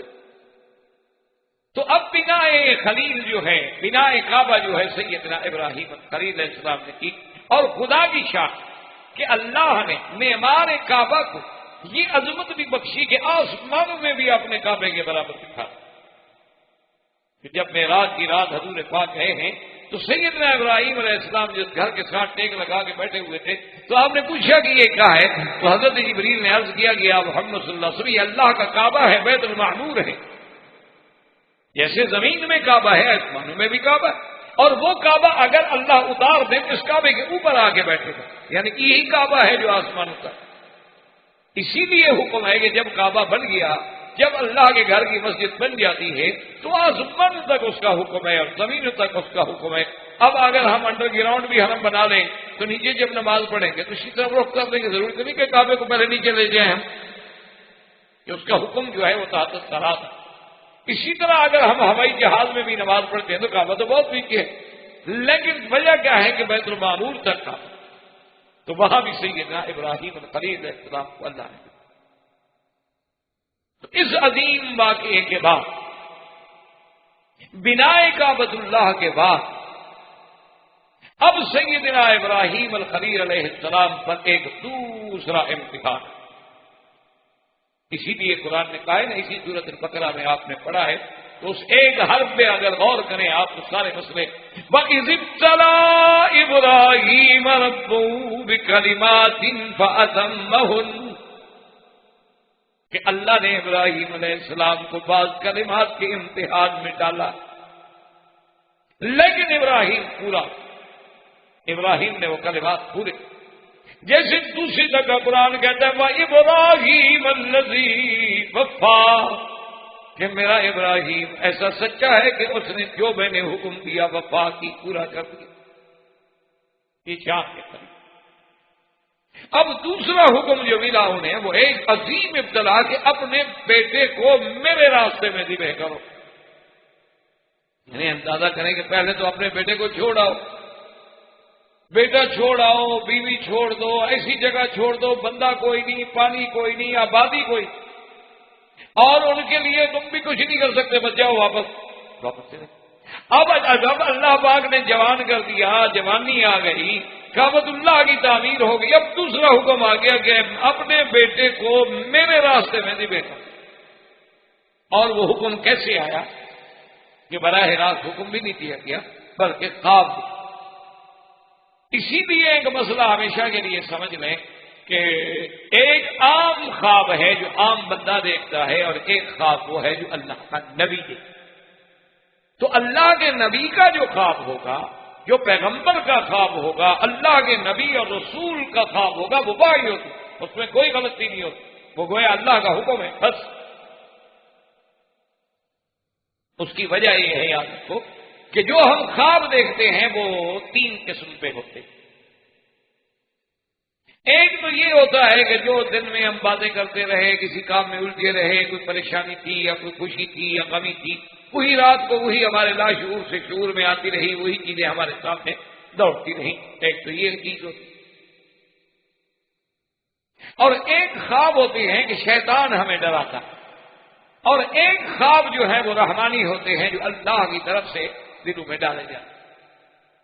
ان کی ظاہری علامات یہ ہیں، مثلا آپ جو دن میں ایک موضوع میں، ایک تقریر میں، ایک بات میں تھے، اور رات کو آپ سے دیکھ رہے ہیں کہ مسجد ہے اور وہاں ساتھی بیٹھے ہیں، وہی بات دماغ میں آ رہی ہے جو لاشعور میں تھی، کوئی نئی بات نہیں. اور ایک ہے کہ شیطان ڈرا رہا ہے، وہ کبھی جانور بن کے، کبھی سانپ بن کے، کبھی کوئی چیز بن کے، کبھی کوئی چیز بن کے. اس کا علاج بھی حضور نے بتلا دیا کہ بائیں طرف 3 دفعہ تھوک دیں اس کی حکارت کے لیے، اور 3 دفعہ پڑھیں لا حول ولا قوت الا باللہ العلی العظیم، اور کروٹ بدل لیں اور سو جائیں، اور کسی کو اس خواب کا ذکر نہ کریں، آپ کو کوئی نقصان نہیں. اور بعض خواب ایسے ہوتے ہیں جو رحمانی ہوتے ہیں. اس کی علامت یہ ہے کہ بندہ نماز پڑھ کے سویا ہے، تہجد کا وقت ہے، رات کا آخری پہر ہے، اور یہ عین اللہ کے نزول رحمت کا وقت ہے، اور اس وقت ایک بندہ خواب دیکھ رہا. اچھا یہ بھی یاد رکھے کہ جتنے صالحین ہوتے ہیں، جتنے اللہ والے لوگ ہوتے ہیں، چونکہ وہ باوضو سوتے ہیں، اللہ کے ذکر کر کے سوتے ہیں، تو ان کے خواب زیادہ قریب سچے ہوتے ہیں. کیونکہ خواب جو ہے یہ بھی ایک جز ہے نبوت. اچھا اب جہاں پیغمبر کا مسئلہ، تو اللہ کے نبی کو تو شیطان دخل دے نہیں سکتا، تو اب لا محالہ ان کا تعلق رحمان سے ہوا، تو ان کے دماغ میں جو بات ڈالیں گے تو رحمان ڈالیں گے، جب رحمان ڈالیں گے تو وحی ہوگی. اس لیے نبی کا خواب بمنزل وحی ہمیں کیا ہے. یعنی کیا مطلب، آج اگر کوئی اللہ کا ولی خواب دیکھے کہ اپنے بیٹے کو ذبح کر دو، تو اس کا مطلب یہ نہیں کہ وہ ذبح کر دو، اس کا خواب واحد اللہ کا حکم ہے. اس کا مطلب یہ ہوگا کہ تم کوئی خیرات کرو. لیکن اللہ کا نبی اگر دیکھے وہ، تو اس کا مطلب ہے کہ اللہ کا حکم ہے. تو اللہ تبارک و تعالیٰ نے سیدنا ابراہیم علیہ السلام کو خواب میں دکھلایا، اور جب خواب میں حکم ہوا تو اس کے بعد سیدنا ابراہیم علیہ السلام، بعض روایات میں یہ بھی آتا ہے کہ آپ نے یہی خواب جو ہے 3 دفعہ دیکھا اور دیکھ رہے ہیں کہ میرے ہاتھ میں چھری ہے اور میں نے اپنے بیٹے کو لٹایا ہوا ہے اور اس کو سیدھے، اور اسی ضمن میں آپ حضرات یہ بات بھی یاد رکھ لیں کہ ایک بڑا اختلافی مسئلہ ہے کہ ذبیح کون ہیں، یعنی جو اللہ کے راستے میں قربان ہوئے وہ ابراہیم علیہ السلام کا کون سا بیٹا ہے، تو اس میں اختلاف ہے۔ بعض علماء کہتے ہیں سیدنا اسماعیل علیہ السلام ہے اور بعض کہتے ہیں سیدنا اسحاق۔ یہ بڑا معرکۃ الآراء مسئلہ ہے، کتابوں میں اس میں بڑے اختلاف ہیں اور دونوں طرف بڑے دلائل ہیں اور بڑی ابحاث ہیں اور بے انتہا باتیں ہیں، حتیٰ کہ بعض کی روایات میں کتابوں میں تو ہمارے اپنے لوگ جو ہیں اہل سنت والجماعت کے بڑے بڑے مقتدر لوگ وہ بھی قائل ہو گئے کہ حضرت اسحاق ہیں۔ لیکن آپ ایک اصولی بات یاد رکھیں کہ جمہور کا فیصلہ یہ ہے، لیکن یہاں اختلاف ہو جائے نا پھر وہاں جمہور کے فیصلے کی قوت، یہ ہمیشہ اصول ہے اسلام کا بھی یہی اصول۔ اسی لیے حضور صلی اللہ علیہ وسلم صحابہ سے پوچھ لیتے تھے کہ آپ کیا رائے، مثلا کسی فقہی مسئلے میں ایک امام ایک طرف ہے اور 3 امام ایک طرف ہیں، لازمی بات ہے کہ جمہوریت ایک طرف ہو گئی، جمہور یعنی کثرت ایک طرف ہو گئی۔ مثلا بی بی عائشہ ایک مسئلے میں اکیلے ہیں لیکن سارے صحابہ ایک طرف ہیں، لازمی بات ہے کہ ہم بی بی عائشہ کا احترام تو کریں گے لیکن بات جمہور صحابہ ادب کریں گے کہ بی بی صحابہ کا اجتہاد ہے اور مجتہد سے خطا ہو جاتی ہے، لیکن فتویٰ جمہور کے قول پہ ہوگا۔ تو ایک بات ہمیشہ اصولی یاد رکھ لیں کہ جمہور کے نزدیک یہ فیصلہ ہے کہ ذبیح جو ہے وہ سیدنا اسماعیل۔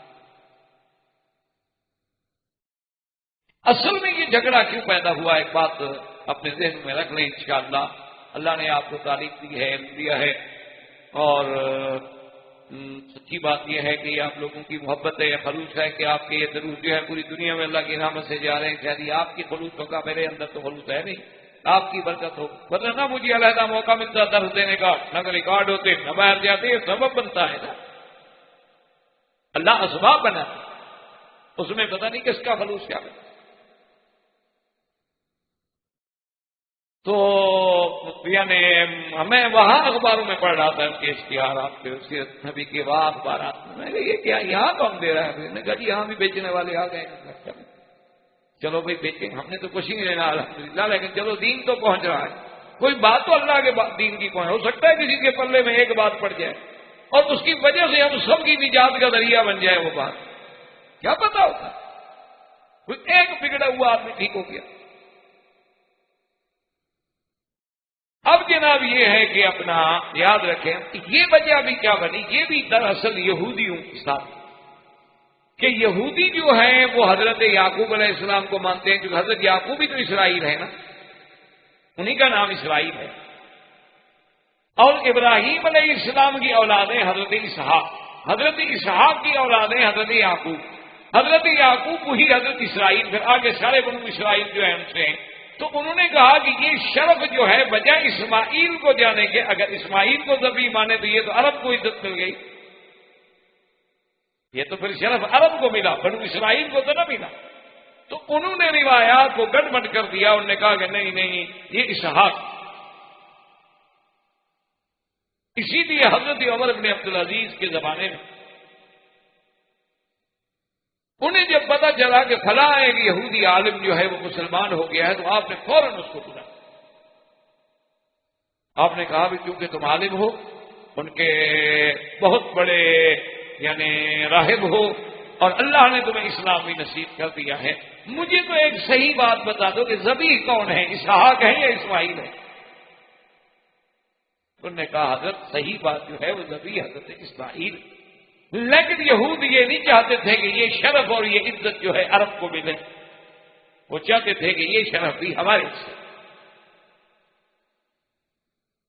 اور دوسری بات یہ ہے کہ اگر آپ قرآن پر غور کریں گے تو قرآن تو ہر مسئلے کا خود حل کرتا ہے نہیں، تو قرآن یہ کہتا ہے جب آپ یہ سارا پڑھ لیں گے کہ فَبَشَّرْنَاهَا بِإِسْحَاقَ وَمِن وَرَاءِ إِسْحَاقَ يَعْقُوبَ، اللہ فرماتے ہیں کہ پھر ہم نے حضرت ابراہیم علیہ السلام کو بشارت دی اسحاق کی، اور اسحاق کے بعد یعقوب کی دی، یعنی ہم آپ کو بیٹا دیں گے، وہ بھی نبی ہوگا اسحاق، پھر اس کا بیٹا یعقوب بھی نبی ہوگا۔ تو جس کو یہ خبر دی جا رہی ہو کہ آپ کو بیٹا دیں گے، آپ کے بیٹے کا پھر بیٹا ہوگا، اس کو کہو کہ ذبح کرو، کیا مطلب؟ بھئی جب اس نے رہنا ہے اس کا آگے بیٹا بھی ہونا ہے، پھر اس بیٹے نے بھی نبی بننا ہے، اس کا مطلب ہے وہ ذبح تو نہیں ہوگا۔ جب ذبح نہیں ہوگا تو پھر تو ڈرامہ ہو گیا، قربانی تو ہوئی نا۔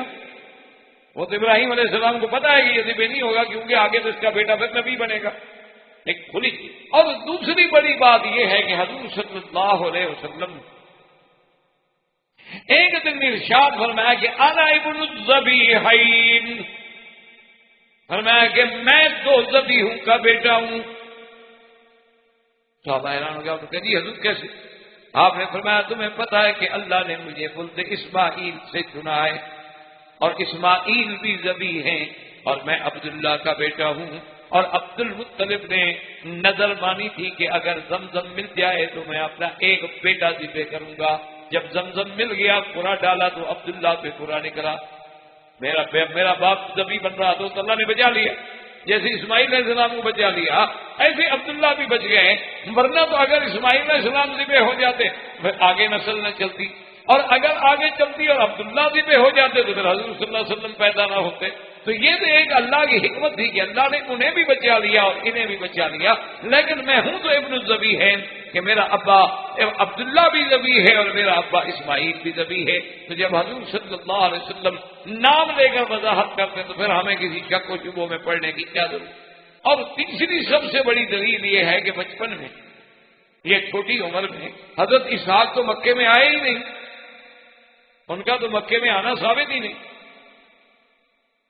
بڑی عمر میں تو تشریف لائے، کیونکہ ہر نبی آئے ہیں اللہ کے قابل، ہر پیغمبر نے حج کیا ہے، طواف کیے ہیں، مکے میں تشریف لائے ہیں، لیکن بچپن میں آنا جو ہے حضرت اسحاق کا ثابت ہی نہیں، وہ تو صرف حضرت اسماعیل کا ثابت۔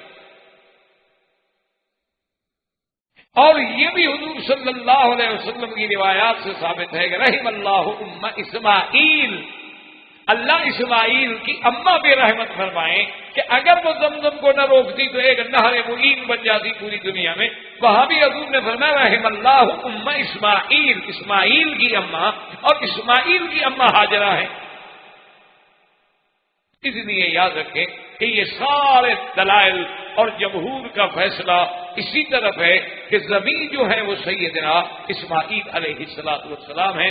اللہ نے خواب میں حکم دیا حضرت ابراہیم علیہ السلام کو، حضرت ابراہیم علیہ السلام لے کے آپ اپنے بیٹے کو لے کے چل پڑے۔ بڑا تفصیل سے واقعہ ہے جس کو اللہ نے خود قرآن میں، اس لیے قرآن کہتے ہیں کہ فَلَمَّا بَلَغَ مَعَهُ السَّعْيَ قَالَ يَا بُنَيَّ إِنِّي أَرَىٰ فِي الْمَنَامِ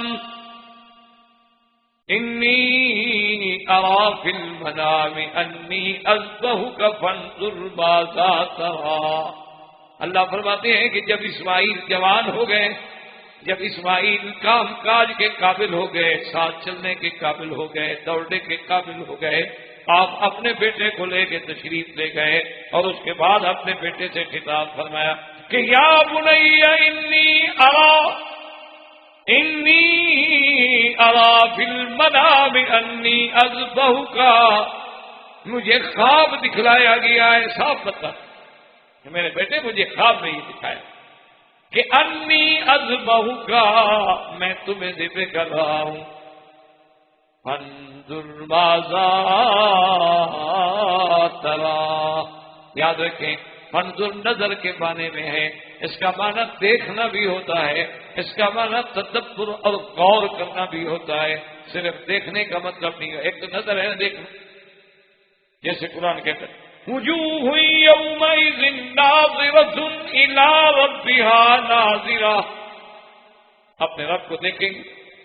اور ایک قرآن کہتا ہے افلا ينظرون الى الابل کیف خلقت، اور دوسری جگہ قرآن کہتا ہے فلینظر الانسان مما خلق، اور تیسری جگہ کہتا ہے فلینظر الانسان الى طعامه انا صببنا الماء صبا، اور کہیں قرآن کہتا ہے اولم ینظروا، کیا تم تدبر نہیں کرتے، غور نہیں کرتے، دیکھتے نہیں؟ تو اس لیے قرآن پاک نے یہاں یہ کہا کہ حضرت ابراہیم نے اپنے بیٹے سے کہا کہ فانظر ماذا تری، کہ اب میرے بیٹے آپ غور کریں، تدبر کریں، سوچ کے مجھے بتائیں آپ کیا جانتے ہیں، آپ کی کیا رائے ہے اس مسئلے میں۔ کیونکہ حضرت ابراہیم الخلیل علیہ السلام یہ نہیں چاہتے تھے کہ قہرن اپنے بیٹے کو ذبح کرتے، ورنہ یہ کوئی بات تو نہ ہوئی، بہتر ہے کہ میں آپ کی رائے لیں، اور آگے تو نبی کا بیٹا ہے، ہمارا بیٹا تو انبیاء۔ اللہ کیا پیارا جواب دیا ہے اللہ کے قرآن میں، غور کر۔ قال یا ابت افعل ما تؤمر، کہ ابا جان آپ کریں جو آپ کو حکم دیا گیا۔ دیکھو بیٹا باپ تو کہتا ہے میں نے خواب دیکھا، لیکن بیٹا کہتا ہے ابا جان آپ وہ کریں جو حکم، سمجھیں کہ خواب جو ہے اللہ کا حکم ہے، خواب نہیں۔ قال یا ابت افعل ما تؤمر، آپ کو جو امر دیا گیا ہے اللہ کا پورا کریں۔ ستجدنی انشاء اللہ، ستجدنی انشاء اللہ من الصابرین، اور ابا انشاءاللہ اللہ نے چاہا تو مجھے بھی اس امتحان میں صبر کرنے والا پاؤ گے، فکر نہ کرو، غم نہ کریں۔ اسی لیے علامہ اقبال نے کیا بڑی پیاری بات، وہ کہتے ہیں یہ فیضان نظر تھا، یہ فیضان نظر تھا، کیا کہ مکتب کی کرامت تھی، سکھائے کس نے اسماعیل کو آداب فرزندی۔ یہ ہے نا مقام کے بعد کہتا ذبح کرنے کا حاضر، ٹھیک ہے، اگر آپ ذبح کرنے پہ تیار ہیں تو میں بھی ذبح ہونے پہ تیار ہوں۔ ستجدنی انشاء اللہ، انشاء اللہ من الصابرین۔ لیکن کتابوں میں آتا ہے کہ سیدنا اسماعیل نے عرض کیا کہ ابا جان میری کچھ خواہشیں ہیں، ایک تو مہربانی کر کے مجھے سجدے کی حالت میں لٹا دیں تاکہ میرے چہرے پہ نظر نہ پڑے آپ کی، اللہ کے حکم میں کہیں دیر نہ ہو جائے، اور دوسرا میری شہادت کے بعد میرا خون آلود کپڑے جو ہیں میری والدہ تک پہنچا دیے جائیں۔ بعد مفسرین نے کہا کہ میرے گھر والوں کو دے دیے جائیں۔ اللہ فرماتے فلما اسلما وتلہ للجبین، اب جب جناب دونوں تیار ہو گئے، استسلما، اپنے آپ کو اللہ کے حکم کے سپرد کر دیا، اور بعض مفسرین کہتے ہیں فلما اسلما، اب جب حضرت ابراہیم نے بسم اللہ اکبر پڑھا، وَتَلَّهُ لِلْجَبِينِ، اور اپنے بیٹے کو پیشانی کے بل لٹا دیا۔ آپ ذرا اندازہ کریں اس دور پہ، اس وقت پہ کیا کیفیت ہوگی کہ باپ اپنے بیٹے کو لٹا کے اپنے ہاتھ سے ذبح کرنے پہ تیار کھڑا ہو۔ کہہ دینا تو بڑا آسان ہے، کہہ دینا بڑا، لیکن کرنا جو ہے وہ بڑا۔ اپنے بیٹے کو خود لٹا رہے، خود چھری ذبح تیز کر رہے، اور لٹانے کے بعد خود ذبح کرنے میں کھڑے، تیار کھڑے۔ اس لیے قرآن خود کہتا ہے کہ فلما اسلما وتلہ للجبین، اب جب لٹا دیا چھری چلائی، اب جناب چھری نہیں چلتی۔ ابراہیم علیہ السلام نے پھر زور لگا، چھری چلا، چھری پھر نہیں چلتی۔ حضرت اسماعیل علیہ السلام نے کہا کہ ابا میاں کیا کر رہے ہیں، چھری چلائیں، بس بات ختم ہو، امتحان اللہ کا پورا ہو جائے۔ انہوں نے کہا بیٹا میں تو چلا رہا ہوں، چھری نہیں چلتی۔ کہا اچھا بیٹا ایسا کریں کہ اس کی نوک رکھ لیں، ہو سکتا ہے کہ چھری کا منہ ذرا تیز نہ رہا ہو، اس پر بوجھ دیں۔ لیکن مفسرین نے لکھا ہے اور بعض روایات میں موجود ہے کہ اللہ نے حکم دیا جبریل کو کہ ایک پیتل کی پلیٹ جو ہے نا وہ بالکل اسماعیل کی گردن کے مطابق وہ ذرا اوپر چڑھا دیں، اس میں زور لگانے دیں، ہم ذبح تو نہیں ہونے دیتے۔ اب جناب آگے پیتل کی پلیٹ کیسے ذبح ہو، اب زور لگا رہے ہیں، حتیٰ کہ ایک روایت میں کتابوں میں یہ بھی آتا ہے کہ غصے میں جو آئے نا حضرت ابراہیم اور خلیل تو چھری کو پھینکا، آدمی غصے میں آ جاتا ہے نا، کوئی چیز نہ چلے، کوئی چیز کام نہ کرے، آپ دیکھیں کام کرے وہ کام نہ کرے، ابھی اسے پھینک۔ ابراہیم علیہ السلام نے بھی غصے سے چھری کو پھینکا تو چھری نے آواز دی اللہ کے حکم سے کہ ابراہیم الخلیل کیوں غصہ کر رہے ہو، مجھ پہ کیوں غصہ کر رہے ہو؟ آپ کہتے ہیں اقتحی کہ ذبح کر چل، اور مجھے میرا خالق کہتا ہے کہ نہ چل، بتلاؤ میں کس کا حکم مانوں، میرے اوپر کیوں غصہ کر رہے ہو؟ لیکن اب دیکھیں خدا کی شان ہے، اللہ تبارک و تعالیٰ کا قرآن پہ غور کریں، فرماتے ہیں وَنَادَيْنَاهُ أَن يَا إِبْرَاهِيمُ قَدْ صَدَّقْتَ الرُّؤْيَا إِنَّا كَذَلِكَ نَجْزِي الْمُحْسِنِينَ إِنَّ هَذَا لَهُوَ الْبَلَاءُ الْمُبِينُ فَفَدَيْنَاهُ بِذِبْحٍ عَظِيمٍ۔ اللہ نے حکم دیا ابراہیم تو سچا، تیری بات سچی ہو گئی، تو نے پوری کر دی، میرے حکم کی تعمیل ہو گئی، تو نے تو اپنا بیٹا ذبح کے لیے پیش کر دیا ہے، لٹا بھی دیا، چھری بھی چلا دیا، میری مرضی میں بچا لوں۔ اور اللہ نے حکم دیا کہ جبریل جلدی سے لے جاؤ جنت سے ایک دبا، بڑا ٹھیک ٹھاک دبا ہو، سیکھ ہوا، جلدی لے جاؤ تاکہ ابراہیم الخلیل کو سمجھ آ جائے کہ بھائی چھری بھی ٹھیک ہے، ذبح بھی ہو سکتا ہے، چھری بھی چل سکتی ہے، لیکن اللہ جو نہ چلنے دے تو ہم کیا کریں؟ اس لیے اللہ تبارک و تعالیٰ نے فرمایا وَفَدَيْنَاهُ بِذِبْحٍ عَظِيمٍ، ہم نے بہت بڑی قربانی جنت سے بھیجی جس کو ابراہیم علیہ السلام نے اپنے ہاتھوں سے ذبح کیا۔ اور یہ بھی روایات میں موجود ہے کہ اس کے سینگ جو تھے وہ کعبۃ اللہ کے اندر رکھے رہے زمانے تک۔ ایک دفعہ حضرت آقا انعامدار صلی اللہ علیہ وسلم نے حضرت عثمان کو بلایا تھا، 6 بجے کے پاس چابی تھی کعبۃ اللہ کی، فرمایا میں جب کعبۃ اللہ کے اندر گیا ہوں تو وہاں اس جانور کے سینگ رکھے ہوئے ہیں، مجھے بات بھول گئی، ان پہ کپڑا ڈال دو تاکہ اندر جا کے نماز پڑھنے والوں کا خیال جو ہے ادھر نہ رہے، تو وہ سینگ بھی محفوظ کر دیے گئے تاکہ یاد قربانی جو ہے اسماعیل علیہ السلام کی یادگار رہے، اور اللہ نے اس کے بدلے میں جنت سے مینا بھجوایا جو ذبح ہوا، اور اسماعیل علیہ السلام کی قربانی قبول ہو گئی۔ اور یاد رکھیں کہ یہی سنت ہے جو قیامت تک بنی۔ اسی لیے جب حج میں ہم قربانی کرتے ہیں صحابہ نے پوچھا کہ حضور یہ کیا؟ فرمایا سنت ابیکم ابراہیم، یہ آپ کے ابا ابراہیم کی سنت ہے، اللہ اس منظر کو ایسا قبول فرمایا ہے کہ وہ قیامت تک زندہ رکھنا ہے۔ اور اسی طرح وہ سینگ جو تھے، اور ایک روایات میں یہ بھی ہے کہ کافی عرصے تک وہ کعبۃ اللہ کے اندر رہے، اور پھر میزاب رحمت کے ساتھ ان کو باقاعدہ لٹکا بھی دیا گیا، معلق بھی کر دیا گیا، لیکن خدا کی قدرت ہے کہ بڑی مدتوں کے بعد، زمانے کے بعد اللہ کے کعبے میں آگ لگی، اور جب وہ آگ لگی تو اس میں جہاں غلاف مبارک جل گیا، اندر جو خزانہ تھا وہ جل گیا، تو اس میں وہ جو قرن محفوظ چلے آ رہے تھے، قربانی کے سینگ چلے آ رہے تھے، وہ بھی جل، وہ بھی محفوظ نہ رہ سکے۔